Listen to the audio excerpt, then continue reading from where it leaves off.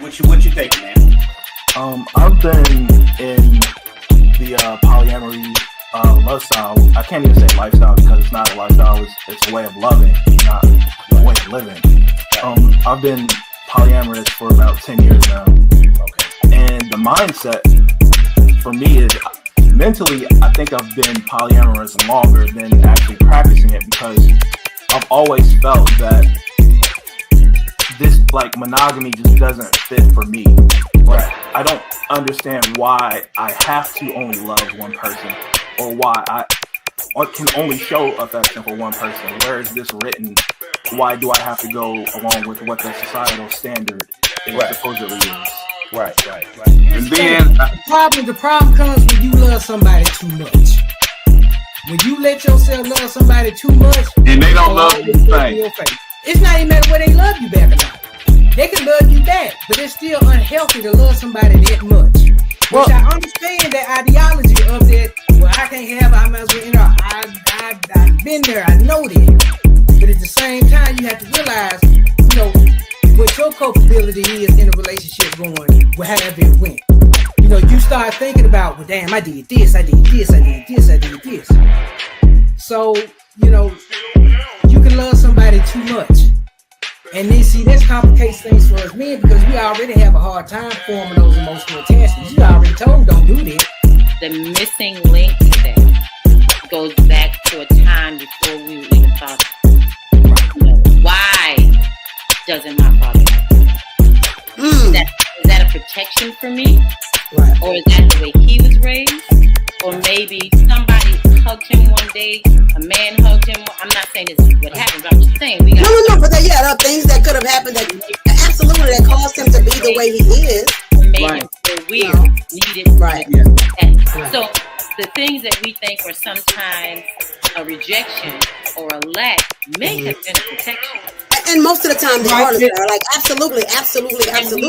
So if we don't understand that, all we know is the rejection. You see, like what I understand with my father. Men were going to jail, killing each other, and then now we got bisexual, then we got gays, now we got transgender.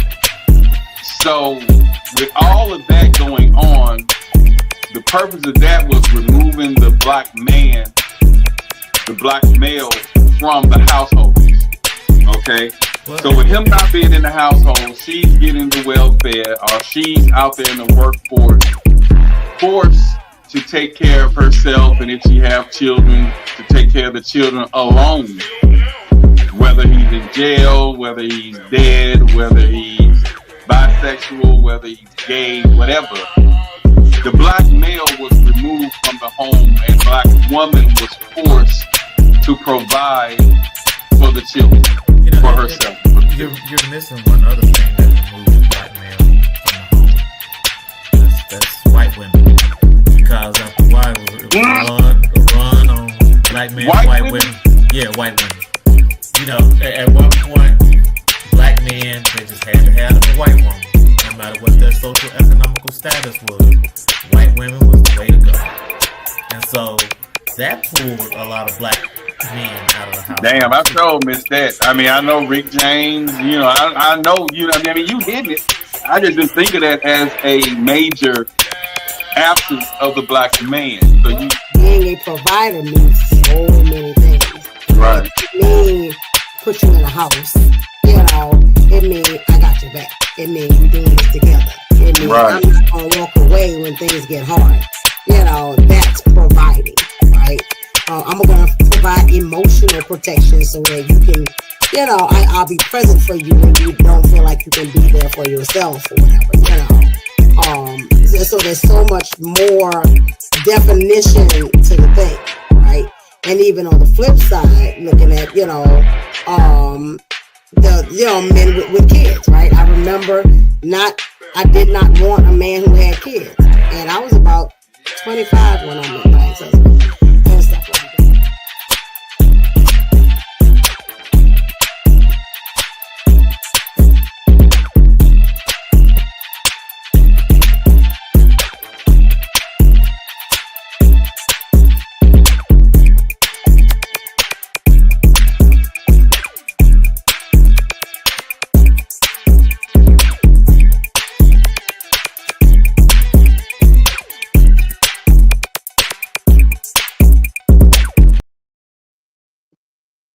Yo, what's that? And another day, another episode. Speak on It podcast, 2K25. I am your host, DJ Black, doing what it do. A lot of things going on, man. I'm gonna do trending news, then I'm gonna bring the panel on. We're gonna tackle that topic today about the man of the house.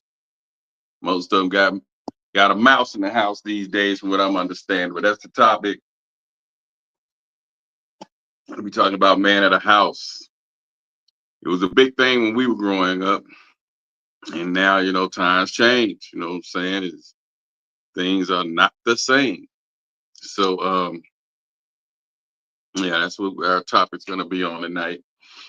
Man of the house, where is he? Do he exist? Do he even need to exist? What's the purpose? Wow. Do we need to have a man of the house? Is the women taking over? You know what I'm saying? They most educated, buying the most homes, you know what I'm saying? Got the most, making the most income now, you know what I'm saying? They don't need no man, you know what I'm saying? They say I don't need no man. So if they don't need no man, why is there a need to even be a man of the house? Traditionally, it was a such thing as man of the house. Who wear the pants? That's where that came from. But the fact that even became a question in the 80s, early 90s, that should have let us know that there was going to be a little shift right there. You know what I'm saying? But we're going to get into that. All right, let's see what I want to tackle first. Football season is amongst us, right? All righty, and I'm Saints fans, but we ain't gonna do shit this year. You know what I mean? We ain't doing that. So I'm gonna be watching the Cleveland Browns because I like Shedeur, especially if he's starting. Now, if he's not starting, that's a different story. But if they're gonna go ahead and get a boy his due, let him start. I'll be watching some of the Cleveland Browns. Some I never thought I'd say, but Cleveland Browns, I'll be watching them. But Shedeur showed up, showed out. He did his thing on his preseason debut Sunday, man. And if they did say he did his thing, they hate. They hating on that young man. They hate.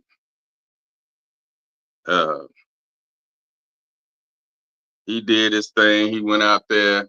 He represented. He did his thing. So,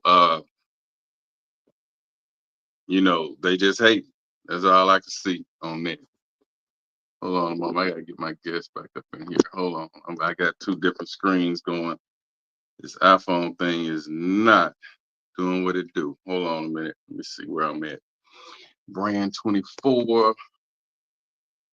I'm gonna go out and come back in. Hold on, y'all. Cause I'm not running this podcast through this iPhone. So hold on, y'all. Hold up. Cause y'all in there. I can't do it through this iPhone. Let me think. I think I gotta switch it over. Hold on.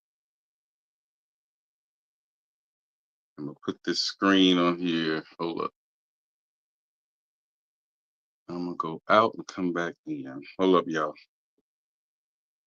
I'm just doing this. I see them, but they're not in the right screen. So hold on. Oh, how do I get out of here?